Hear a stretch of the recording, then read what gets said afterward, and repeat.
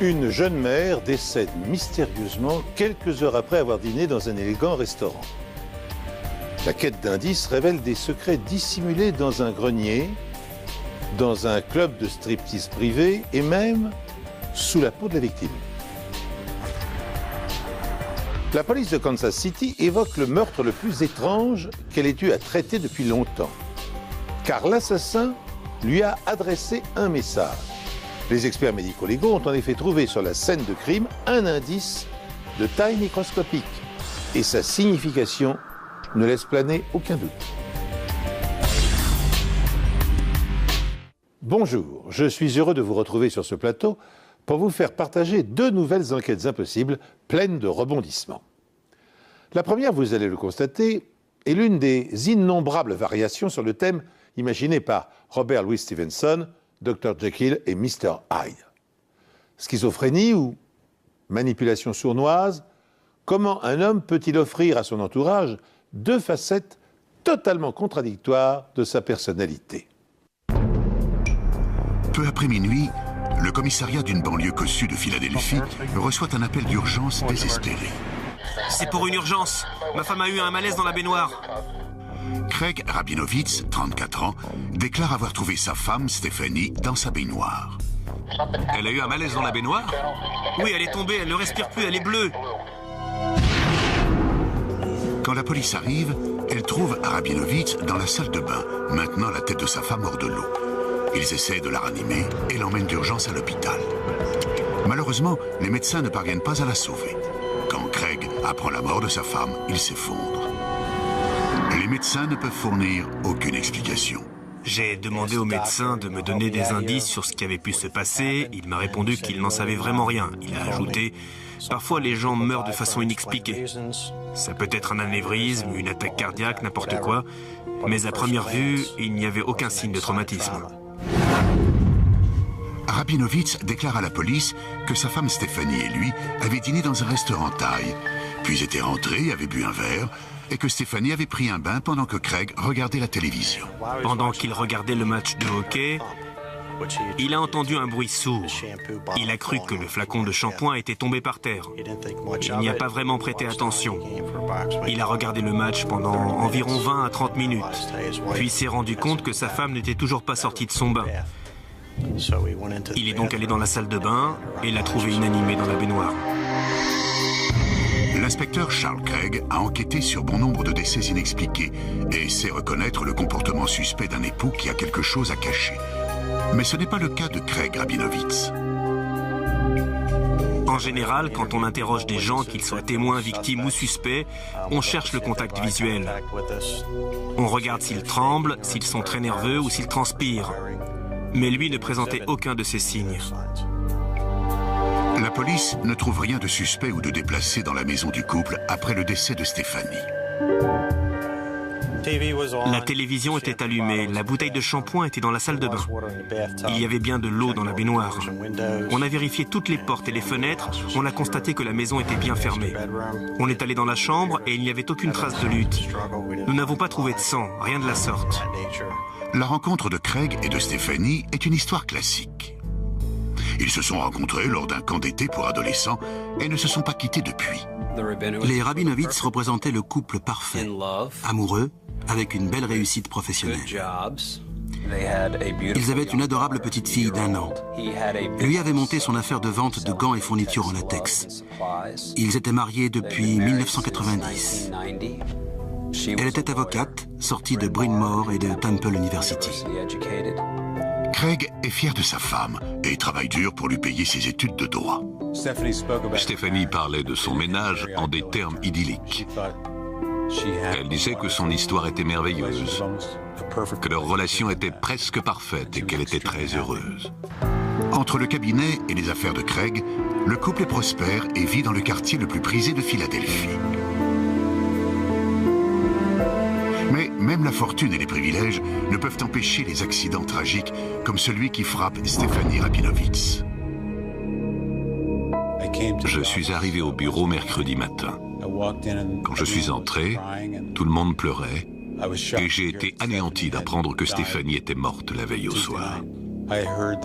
J'ai entendu dire qu'elle avait eu un accident, qu'elle s'était noyée dans sa baignoire. C'est tout ce qu'on nous a dit. La cause du décès de Stéphanie demeure mystérieuse. A-t-elle succombé à un empoisonnement alimentaire après avoir dîné avec son mari dans un restaurant thaïlandais? A-t-elle fait une overdose de médicaments? A-t-elle été victime d'une rupture d'anévrisme ou d'un accident vasculaire cérébral? Était-elle dépressive? Et aurait-elle tenté de mettre fin à ses jours d'une manière ou d'une autre? Puisque Craig Rabinowitz affirme que son épouse était heureuse et en bonne santé, les experts médico-légaux doivent explorer d'autres hypothèses. Stephanie Rabinowitz avait dû glisser, se cogner la tête dans la baignoire et se noyer. C'était une véritable tragédie. La mère d'un enfant de 1 an, avec un mari dévoué et une vie de famille heureuse. Les circonstances de sa mort demeuraient une énigme pour moi. Je ne voyais aucune trace de traumatisme, aucune coupure, aucune écorchure, rien de la sorte. Stéphanie est originaire d'une famille juive traditionnelle. Conformément à sa religion, les parents et le mari de Stéphanie désirent l'enterrer avant le prochain coucher du soleil. Il faisait pression pour que Stéphanie Rabinowitz soit enterrée rapidement, conformément à la tradition juive. Mais le médecin légiste n'accède pas à la demande de la famille, prétextant qu'il veut effectuer une autopsie intégrale. Sa décision est en partie dictée par un élément que Craig Rabinowitz révèle à la police. Il déclare que Stéphanie avait des difficultés à concilier les obligations liées à son nouveau-né et à son travail d'avocate, et qu'elle prenait occasionnellement des somnifères sur ordonnance. Au même moment, la police reçoit un appel anonyme suggérant d'aller enquêter sur les visites de Craig dans un club privé, le Delilah's Den.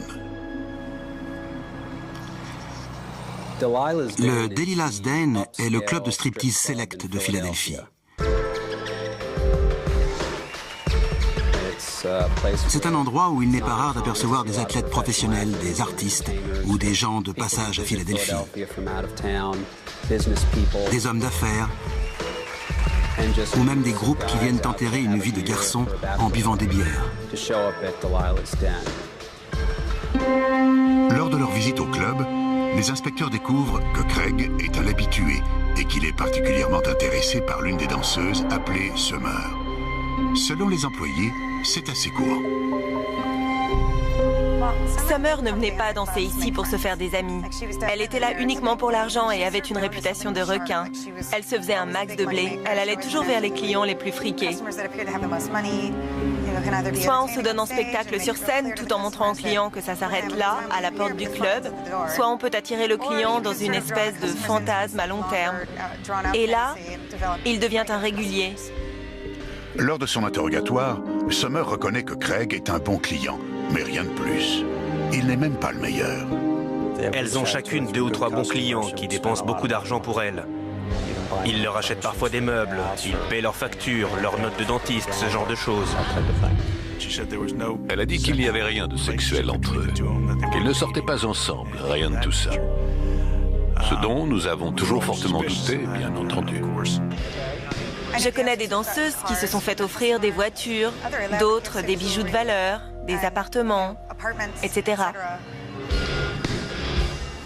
Les clients du Delilah qui recherchent un peu d'intimité peuvent s'offrir une danse privée dans le salon Champagne.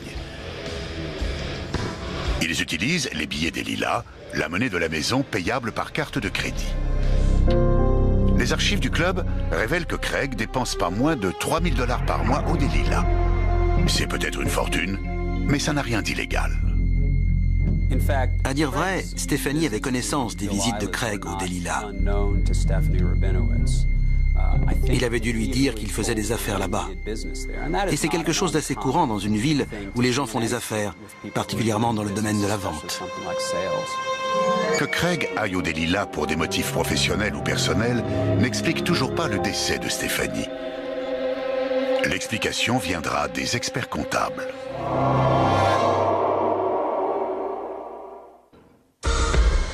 Dans l'année qui précède la mort de sa femme, Craig Rabinowitz dépense pas loin de 100 000 $ au Delilah's Den, un club de striptease select de Philadelphie.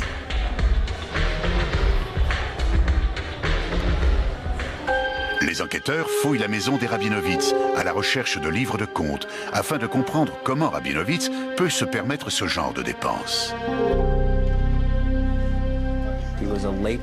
Il était représentant de gants en latex. Mais personne n'a trouvé le moindre gant en latex. En revanche, la police découvre un comble dans le placard de la chambre. Je n'ai fait que soulever la planche qui dissimulait ce comble. Au premier abord, je n'ai rien vu, mais quand j'ai mis la main à l'intérieur, j'ai trouvé un sac.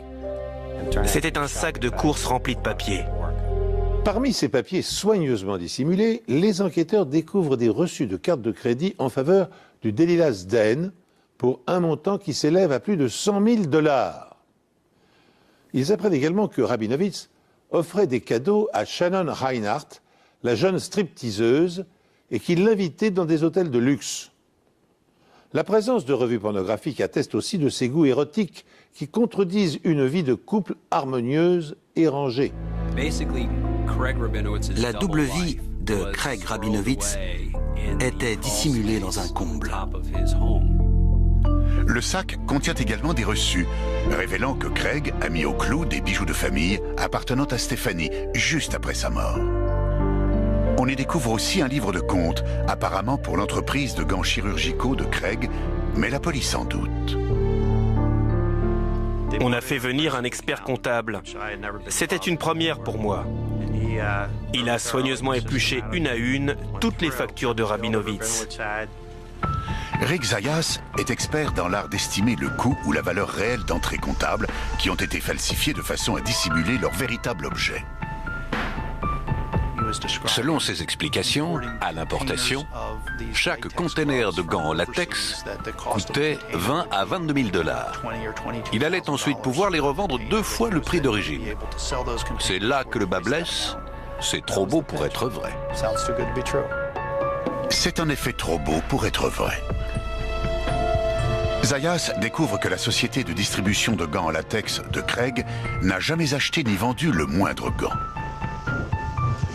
Les seules entrées d'argent dans la société viennent de fonds d'investisseurs, de la famille ou des amis de Craig qui l'arnaquent selon le système de l'avion ou de la pyramide.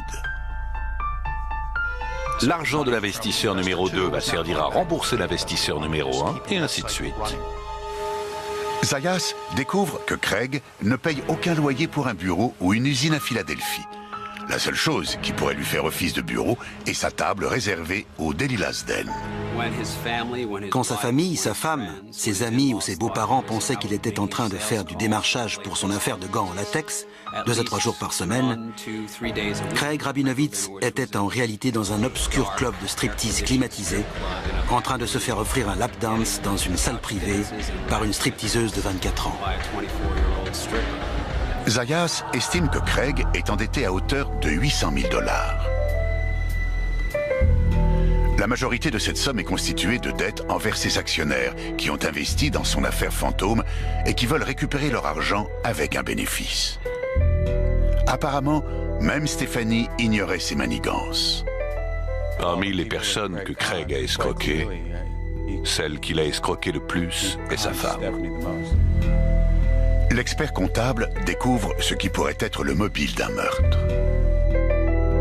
Dans la colonne Profit du livre de compte manuscrit se trouvent des montants correspondant à l'assurance vie de Stephanie, y compris une police d'1 demi-million de dollars que Craig vient d'acquérir.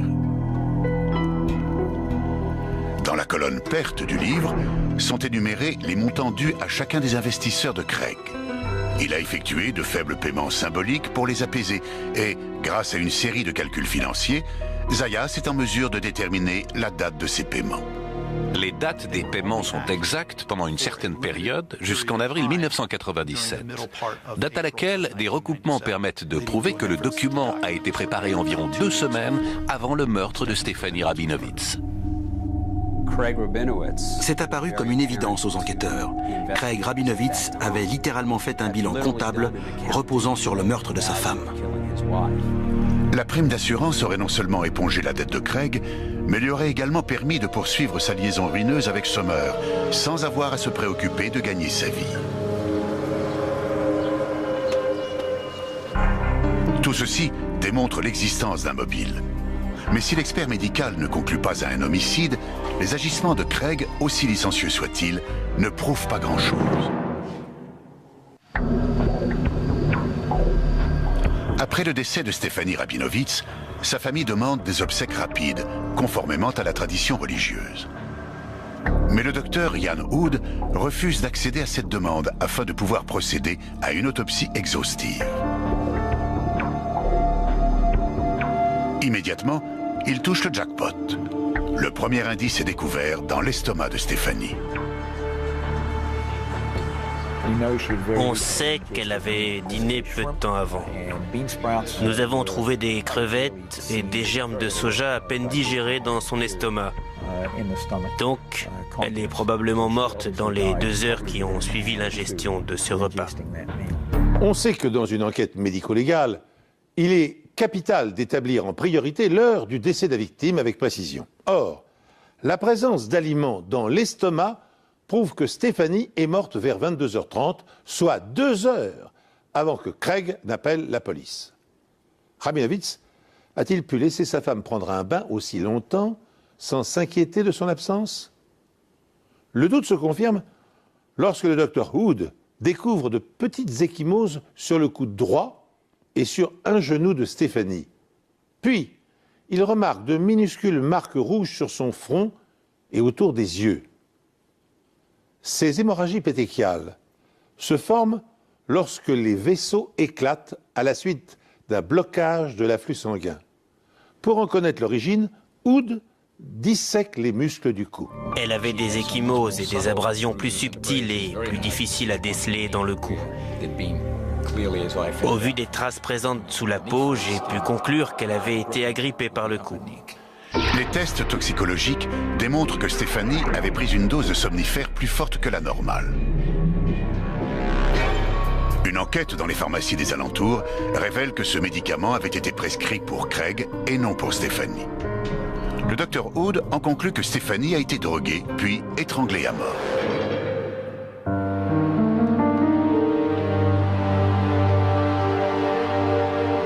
Le corps de Stephanie peut enfin reposer dans la concession familiale. Tout de suite après les funérailles, la police convoque Craig Rabinowitz pour l'interroger.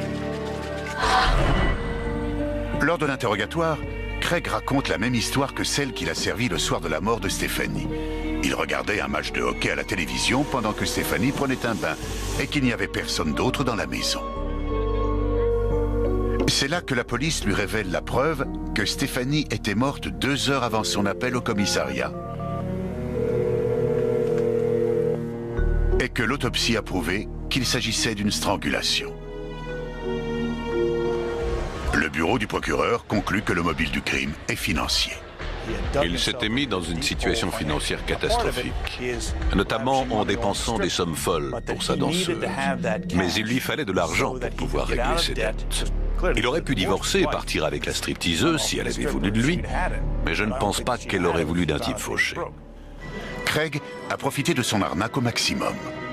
À présent, ses investisseurs lui demandent des comptes et lui mettent la pression. On a trouvé des preuves indiquant qu'ils attendaient un paiement à la fin du mois d'avril. Le meurtre a eu lieu la dernière semaine d'avril. Malgré les protestations de Craig, ses reçus de carte de crédit révèlent aux enquêteurs qu'il a séjourné dans des hôtels des environs, probablement avec Summer. Sur certains reçus, on voit apparaître un room service pour 2 personnes. C'est ce qui nous a conduit à conclure qu'il était là-bas avec elle. Selon les procureurs, Craig a enclenché les opérations à leur retour du restaurant thaïlandais.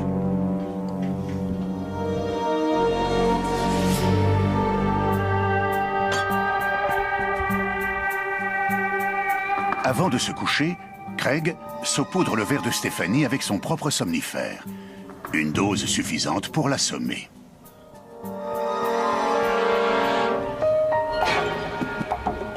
Puis il la porte à l'étage, la déshabille et la dépose dans la baignoire pour la noyer. Mais l'eau du bain la ranime. Les contusions sur son coude et son genou indiquent que Stephanie a lutté, mais elle n'avait aucune chance. L'expertise médico-légale démontre qu'il lui a agrippé le cou et maintenu la tête sous l'eau.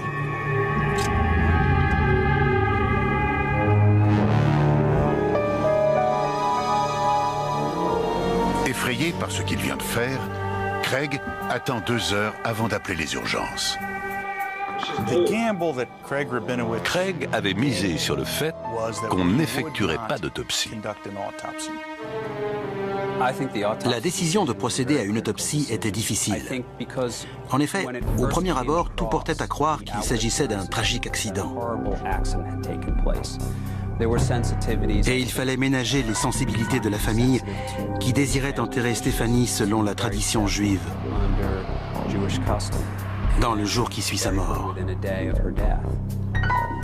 Mais l'autopsie révèle les hémorragies pétéchiales, les ecchymoses au cou et les 2 heures de battement entre le décès et l'appel au commissariat. L'expert comptable, lui, découvre le mobile.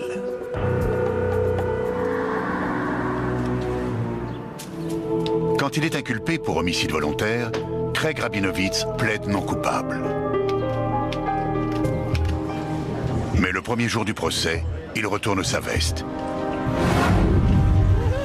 Il raconte que sa femme lui est apparue en rêve et l'a convaincu de mettre fin au procès en avouant ce qu'il a fait. Pour moi, c'est de la foutaise. Il a plaidé coupable pour des raisons égoïstes. Il savait qu'on allait passer plusieurs semaines à le mettre en pièces devant le monde entier, y compris sa mère, ses amis et tout le reste.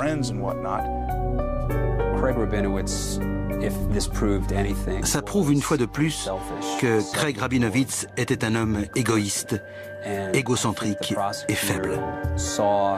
Je crois que le procureur n'a pas vu sa plaidoirie comme un acte de contrition sincère en hommage aux familles, mais plutôt comme un acte intéressé et lâche, qui lui permettait d'éviter la honte d'avoir à expliquer en public et en détail la nature exacte de ses agissements.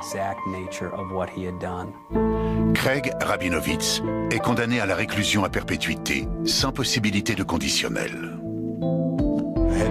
J'étais persuadé que tout rentrerait dans l'ordre et que Craig serait condamné. Mais mon souci premier, c'était la famille de Stéphanie. Je crois qu'ils avaient vraiment besoin de faire leur deuil. Il leur fallait comprendre exactement ce qui s'était passé. Et c'est ce que la science médico-légale a rendu possible. Dès la découverte de la scène de crime, les enquêteurs avaient été saisis d'un doute sur la culpabilité de Rabinowitz. Ils l'avaient en effet trouvé debout dans la baignoire, blanc comme un linge, soutenant sa femme dans ses bras, incapable de sortir son corps trop lourd de la baignoire. Or, en dépit de ses tentatives, le sol de la salle de bain était parfaitement sec, et la morte portait ses bijoux dans la baignoire. Il s'est avéré plus tard que les 671 000 $ de dettes accumulées par Rabinowitz ne lui permettaient plus d'espérer rembourser ses créanciers. Il n'avait plus beaucoup de choix s'il ne voulait pas être découvert entre le suicide, le vol et le meurtre. Il aura choisi la pire des solutions. Dans son carnet de compte, la police découvre un incroyable planning de remboursement à partir de l'assurance vie et de la vente de sa maison.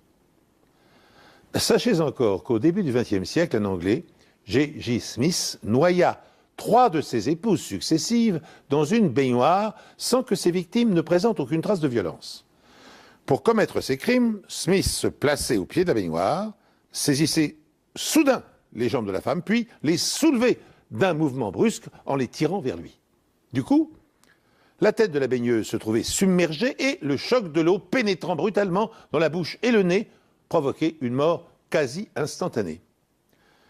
L'inspecteur chargé de l'enquête avait réussi à reconstituer le mode opératoire de l'assassin en utilisant une jeune collègue comme cobaye. Au terme de l'expérience, la malheureuse avait dû être réanimée car elle était à moitié asphyxiée. La seconde histoire que je vous propose de découvrir maintenant a elle aussi donné du fil à retordre aux enquêteurs.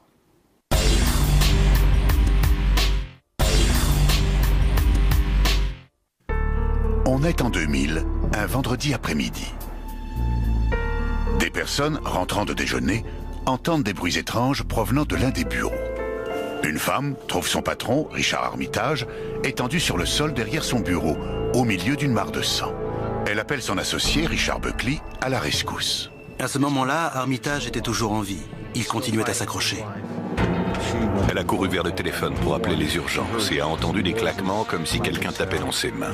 C'était M. Buckley qui essayait de ranimer M. Armitage. Armitage est conduit d'urgence à l'hôpital et transféré immédiatement en chirurgie. Son cerveau était touché, ça se présentait très mal. En fait, d'après les médecins, ce n'était plus qu'une question de temps. Tous ses enfants étaient là. Je me suis penchée au-dessus de lui et je lui ai dit, si tu veux partir, pars. Vous voyez, tu peux partir. Je l'ai laissé partir. Je l'ai laissé partir et cela m'a été très difficile. Armitage ne se réveillera pas. On savait qu'on allait avoir affaire à un homicide et que celui-ci ne serait pas simple à résoudre.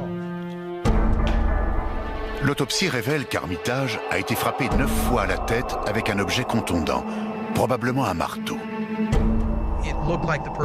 La personne qui avait fait ça devait être très en colère à ce moment-là, vu le type de blessure qu'il avait au crâne, très profonde, très ouverte. Ça aurait pu être de la passion ou une colère pure et dure. À l'époque, on n'en savait rien. Richard Armitage est avocat, plus particulièrement spécialisé dans les greffes et les questions de dons d'organes. En toute logique, son cœur et ses autres organes furent donnés à 3 receveurs différents. Ça a été très difficile pour les enfants, très difficile. Je crois qu'ils sont fiers de leur papa et du fait que même dans la mort, ils continuent d'aider les autres.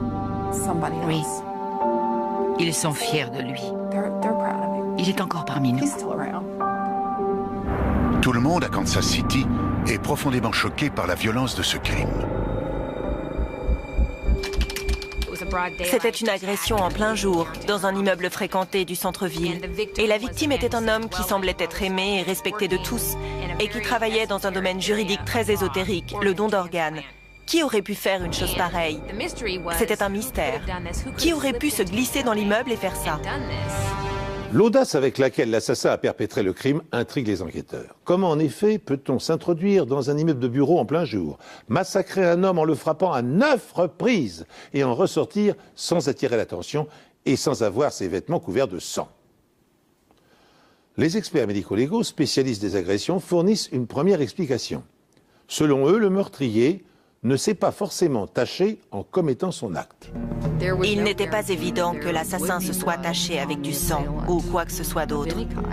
Si vous utilisez un marteau lors de l'impact, toute l'énergie est dispersée loin de l'agresseur. L'assaillant entre, commet son crime et ressort, et il n'y a que très peu, voire pas du tout d'indices sur cette personne. Parmi les amis, la famille et les associés de la victime, personne n'est en mesure de désigner un suspect potentiel. Trouver un avocat assassiné dans son bureau en plein jour n'est pas chose courante. C'était une première dans cette ville.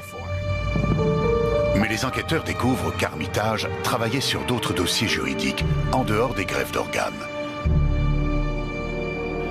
Est-il possible qu'un élément de son passé ait refait surface ?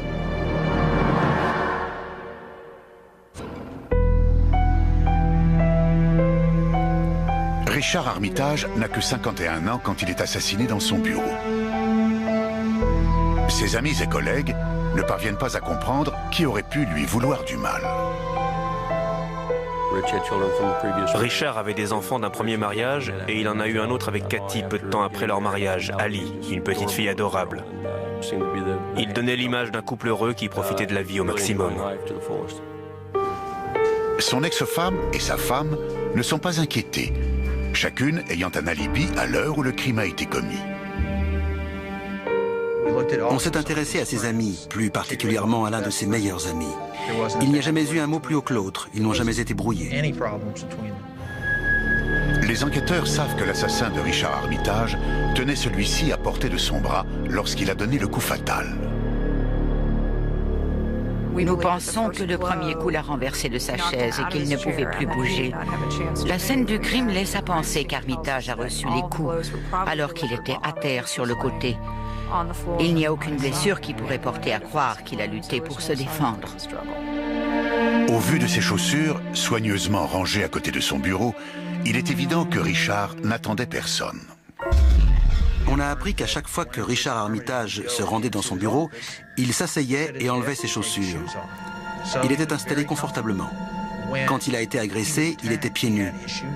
Il ne portait pas ses chaussures. Il n'a pas bougé de son bureau. Il n'est allé nulle part.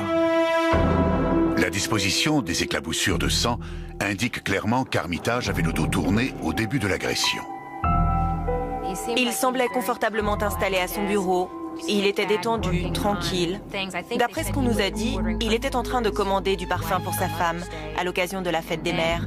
Apparemment, il a été complètement pris au dépourvu par son agresseur. La police vérifie son agenda professionnel. Aucun rendez-vous n'était prévu ce jour-là.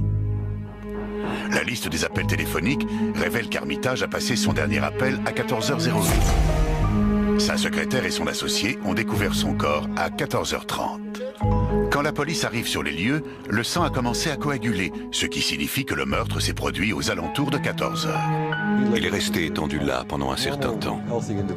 Normalement, un individu en bonne santé qui ne prend pas d'anticoagulant commence à coaguler entre 3 et 15 minutes après le saignement. L'associé d'Armitage, Richard Buckley, déclare qu'il était en train de déjeuner à ce moment-là, tout comme sa secrétaire. Et personne d'autre n'était présent dans le bureau. Les 3 seules personnes présentes dans le cabinet étaient Richard Buckley, Richard Armitage et la secrétaire. Il n'y a qu'un seul bureau à cet étage.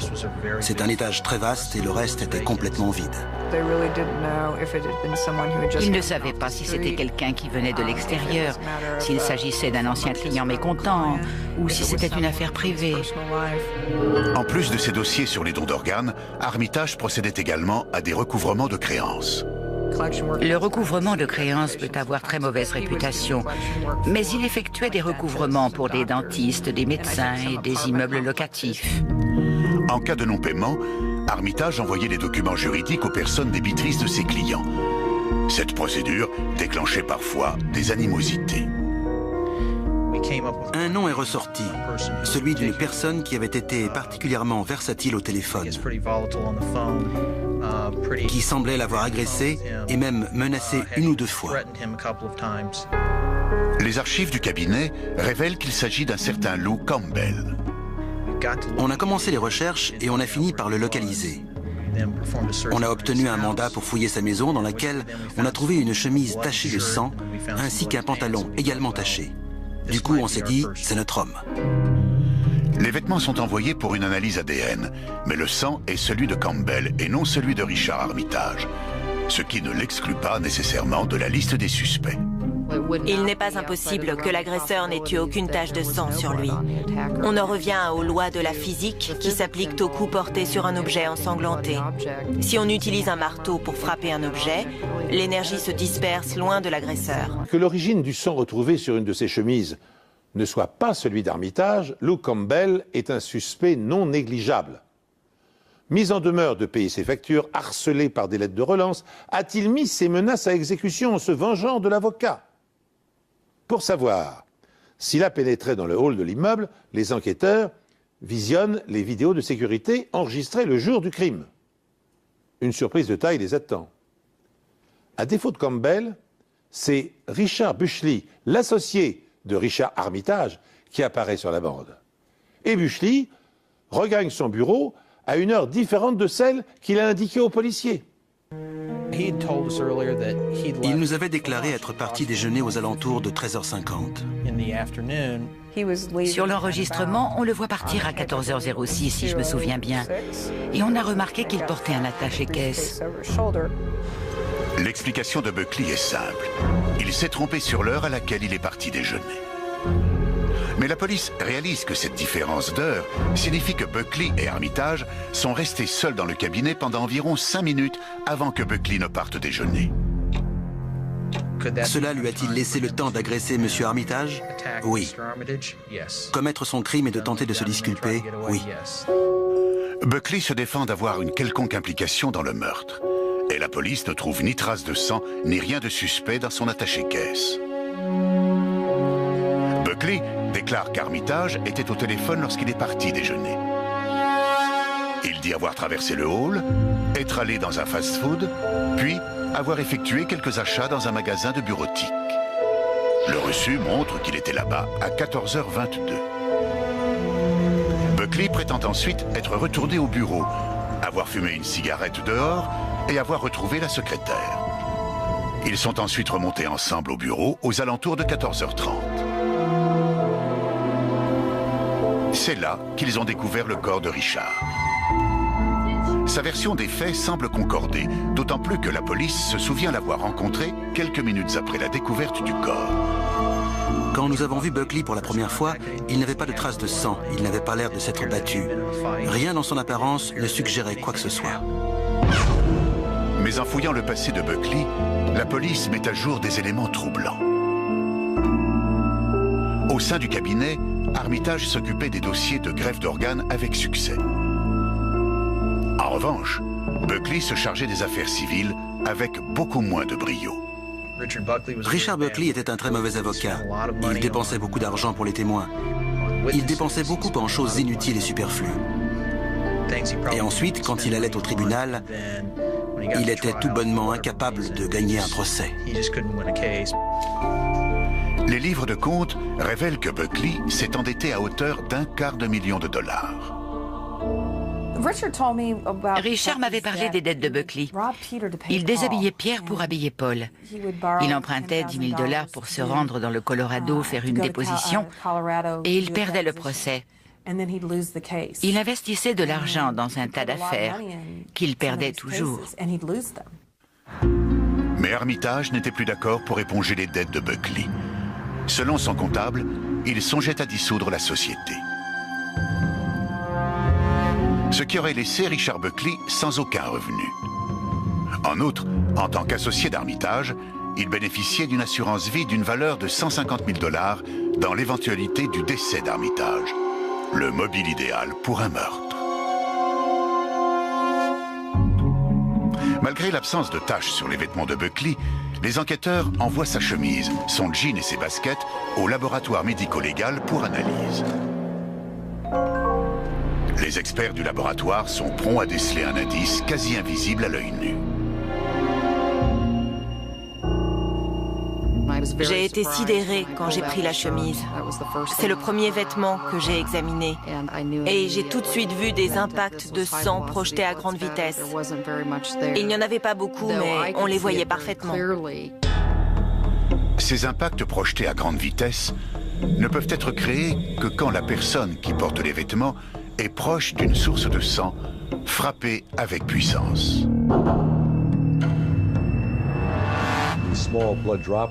Ces minuscules gouttes de sang sont enfoncées dans les fibres, ce qui indique que l'impact a été assez fort, contrairement à un transfert léger qui n'aurait été visible qu'à la surface des fibres. L'expert dénombre 61 taches de sang sur les vêtements de Buckley, chacune de la taille d'une tête d'épingle. Les tests ADN prouvent que ce sang appartient bien à Richard Armitage.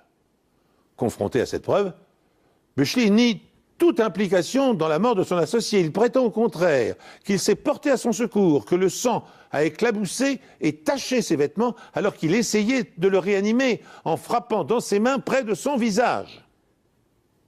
Cette explication est-elle plausible ? Les experts médico-légaux décident de confronter cette version des faits à la réalité en reconstituant la scène et en matérialisant la trajectoire des éclaboussures. D'après l'argumentation de la défense, c'est en frappant dans ses mains que Richard Buckley aurait provoqué ces fines éclaboussures de sang.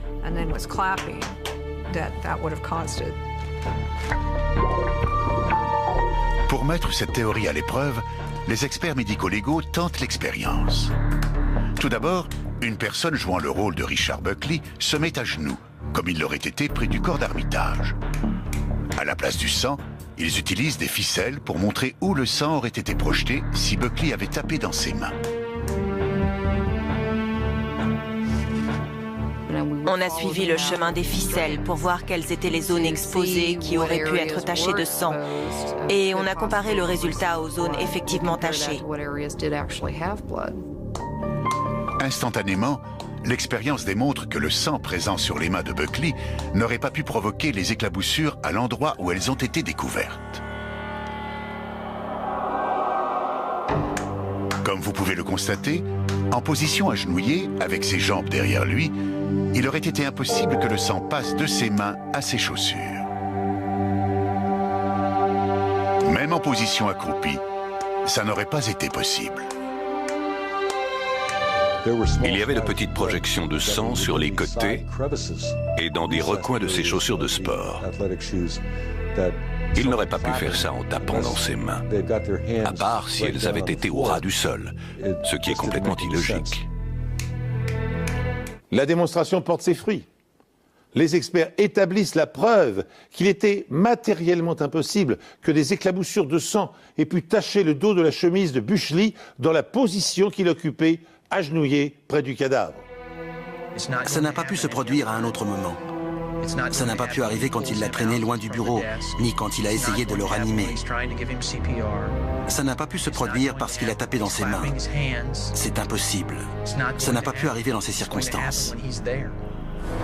Seul, un objet dégoulinant de sang et balancé par-dessus son épaule aurait pu causer de telles éclaboussures sur le dos de sa chemise, dirigée vers le bas. À présent, on sait pourquoi sa version ne concorde pas. On sait qu'il était en train de nous servir un mensonge très étudié. Il y a bien réfléchi. Mais il y a des zones d'ombre dans son histoire et on sait pourquoi. C'est à ce moment que tout s'est dénoué. S'appuyant sur les conclusions de l'expertise, le bureau du procureur pense que Buckley avait décidé de tuer Richard Armitage en apprenant que celui-ci songeait à dissoudre la société.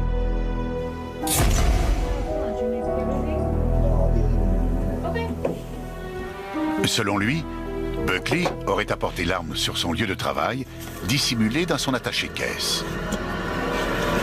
Après le départ de la secrétaire et l'appel téléphonique d'Armitage à 14h01, Buckley entre dans le bureau de son associé et le frappe à mort. Les coups répétés entraînent des éclaboussures sur sa chemise et ses chaussures, mais surtout sur le dos de sa chemise. Des éclaboussures quasi invisibles à l'œil nu. Il remet l'arme dans son attaché-caisse, probablement dans un sac pour empêcher le sang de se répandre, et quitte le bureau pour la faire disparaître. Les caméras de surveillance montrent qu'il a quitté l'immeuble à 14h06. La police pense qu'il s'est débarrassé de l'arme du crime et s'est constitué un alibi en achetant des fournitures de bureau à 14h22.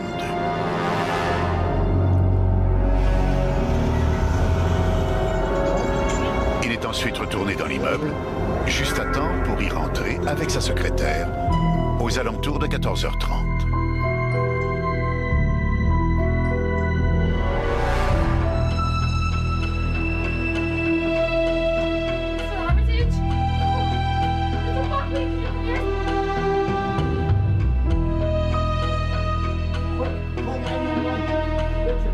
Mais avant de commencer la réanimation, Buckley frappe dans ses mains suffisamment fort pour être entendu de la secrétaire, prétendant qu'il cherche à obtenir une réaction. Mais en réalité, pour s'assurer d'avoir une explication plausible aux éventuelles traces de sang sur ses vêtements. Quand on a connaissance de l'analyse médico-légale, de la direction des éclaboussures, de leur taille et de leur forme, etc., on voit bien que son histoire ne cadre pas avec les indices révélés par l'expertise. Et l'expertise médico-légale est un fait. Il n'y a pas de contestation possible. Richard Buckley est reconnu coupable d'homicide volontaire et condamné à la réclusion à perpétuité sans possibilité de conditionnel. Le plus triste pour lui, c'est qu'il était motivé par l'appât du gain et la jalousie. Comme je lui ai dit, ce que tu as fait à mes enfants et à ma famille ne pourra jamais être réparé. Jamais. Le mal est fait. Je pense que c'est l'être humain le plus creux, le plus cupide qu'il m'ait été donné de connaître. Une affaire étrange, un suspect improbable, mais une condamnation indiscutable. Je n'ai pas tué Richard Armitage. Je pense que le volcan intérieur de Richard Buckley s'est réveillé et que Richard Armitage en a subi les brûlures. Peu importe le mal qu'on se donne, on ne peut pas vaincre les preuves physiques. La plupart du temps, on n'a pas conscience qu'elles existent.